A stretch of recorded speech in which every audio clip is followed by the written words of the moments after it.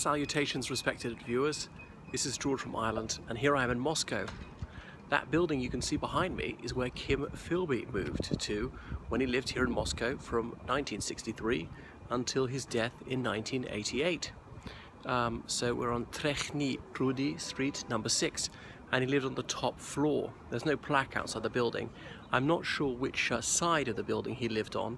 I would guess the one which is that away, facing that away, because he could see one of Stalin's skyscrapers near Barakadnaya from his flat window, and it'd be more in that direction.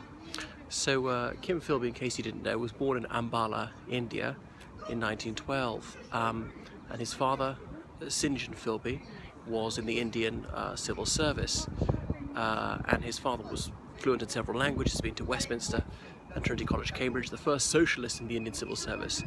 Well, anyway, Philby went to Westminster like his father before him, and Trinity College, Cambridge, and he went up in 1930 and he joined the Socialist Society.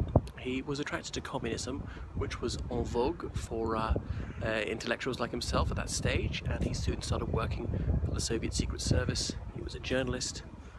He went to Austria in 1934, where he married a communist divorcee, and he did all sorts of espionage work. He went to Spain during the Civil War as a journalist, then later as a freelancer first of all, then worked for the Times. I was very useful to the communist cause there. As soon as the Second World War broke out, he joined British intelligence, and British intelligence was just clownishly lax back then. They didn't do the most elementary security procedures, looking into his background, that he'd been a communist.